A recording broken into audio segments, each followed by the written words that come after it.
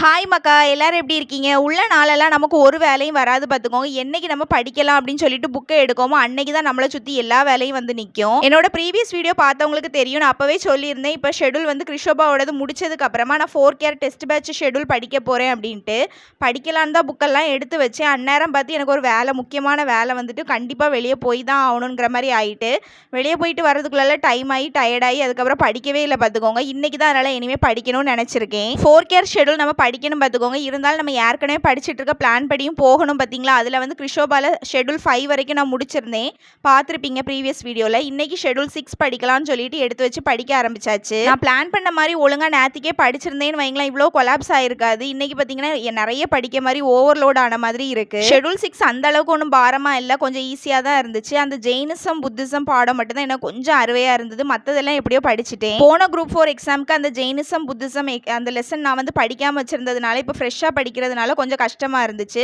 மற்றதெல்லாம் நான் ஏற்கனவே படிச்சிருந்ததுனால கொஞ்சம் ரிவைஸ் பண்ண ஈஸியாக இருந்துச்சு. 4th இயரில் உள்ள ஃபஸ்ட்டு ஷெடியூல் பார்த்தீங்கன்னா படிக்கிறதுக்கு ஒன்றும் கஷ்டம் கிடையாது, ஈஸி தான். 10th இருக்கிற அந்த ஃபஸ்ட்டு 3 லெசன் தான் கொடுத்துருக்காங்க பாலிட்டியில், அந்த 3ஐயும் படிச்சிரும். அதுக்கப்புறம் தமிழ்லையும் 6th தான் கொடுத்துருக்காங்க, அதையும் ஈஸியாக படிச்சிடலாம். ஆனால் மெயினான விஷயமே மேக்ஸ் தான் பார்த்துக்கோங்க. எல்லாமே படிச்சிருவேன், ஆனால் மேக்ஸ் நான் பார்க்க மாட்டேன்னு உங்கள்கிட்ட ஏற்கனவே சொல்லியிருந்தேன் பார்த்தீங்களா.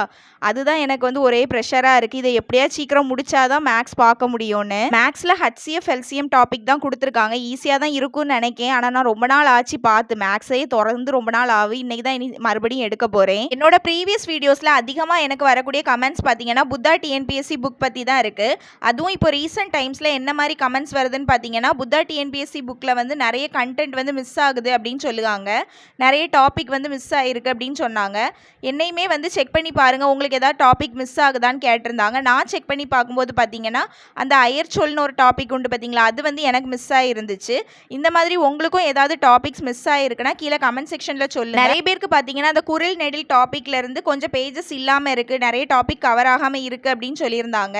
புத்தா TNPSC புக் யாராவது இந்த வீடியோ பார்க்குறவங்க கிட்டே இருந்துச்சுன்னா கொஞ்சம் செக் பண்ணி நீங்களும் கமெண்ட் செக்ஷனில் சொல்லுங்கள், உங்களுக்கும் அந்த மாதிரி ஏதாவது மிஸ் ஆகுதா என்னவான்னு. எனக்கு பர்சனலாக பார்த்தீங்கன்னா சுரேஷை கம்பேர் பண்ணும்போது எனக்கு உண்மையாகவே புத்தா TNPSC புக் நல்லா பிடிச்சிருக்கு.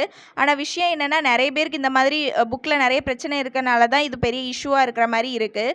இன்னொன்று புக்கும் ரொம்ப டிலேயாக வந்து நமக்கு வந்து டெலிவரி பண்ணுறாங்க. நிறைய பேர் கேட்டிருந்தீங்க நான் எப்படி புக்கு ஆர்டர் பண்ணியிருந்தேன் அப்படின்னு. நான் வாட்ஸ்அப்பில் தான் ஆர்டர் பண்ணியிருந்தேன், ஜிபே பண்ணிவிட்டு ஸ்க்ரீன்ஷாட் அனுப்பியிருந்தேன், அவங்க வந்து ஆர்டர் கன்ஃபார்ம் பண்ணிக்கிட்டாங்க. புத்தா TNPSC புக் நான் சைட் பை சைட் படிச்சுட்டு தான் இருக்கேன்னு உங்கள்கிட்ட சொல்லியிருந்தேன் பார்த்தீங்களா. அதில் வந்து இப்போ ஓரளவுக்கு நான் வந்து ஃபஸ்ட்டு டாபிக் வந்து கவர் பண்ணியிருக்கேன். அதை ஃபுல்லாக கவர் பண்ணதுக்கப்புறமா நான் வந்து நாளைக்கு இல்லைனா நாளை கழிச்சு அந்த வீடியோ அப்லோட் பண்ணுவேன். கிறிஷோபாவில் உள்ள 19 ஷெடியூலை 19 நாளில் முடிக்கணும்னு நினச்சது வந்து ரொம்ப பெரிய கஷ்டமான விஷயம் தான் பார்த்துக்கோங்க. இருந்தாலும் எப்படியோ கஷ்டப்பட்டு நான் இப்போ 6வது ஷெடியூல் வரைக்கும் வந்துட்டேன். இப்படியே ஒரு ஃப்ளோவில் போச்சுன்னா நல்லாயிருக்கும். இன்னொன்று இப்போ 4th இயரில் வேறு நான் வந்து டெஸ்ட் பேட்ச் போட்டிருக்கிறதுனால அதையுமே சைட் பை சைட் படிக்க வேண்டியது இருக்குது. கொஞ்சம் ப்ரெஷராக தான் இருக்குது, இருந்தாலும் படித்து தான் ஆகணும், வேறு என்ன செய்யுதுக்கு. இந்த மாதம் 20ஆம் தேதிக்கு அப்புறம் இல்லைனா நெக்ஸ்ட் மந்த் ஸ்டார்டிங்லேருந்து நம்ம சேனலில் குரூப் ஸ்டடி போடலான்னு நினச்சேன் பார்த்துக்கோங்க. அது எந்த அளவுக்கு ஒர்க் அவுட் ஆகும்னு தெரியல, நீங்கள் எவ்வளோ இன்ட்ரெஸ்டடாக இருப்பீங்கன்னு எனக்கு தெரியல. உங்களுக்கு இன்ட்ரெஸ்டட் அப்படின்னா கீழே கமெண்ட் செக்ஷனில் சொல்லுங்கள். அவ்வளோதான் மக்கா, நெக்ஸ்ட் ஸ்டடி vlogல மீட் பண்ணுவோம்.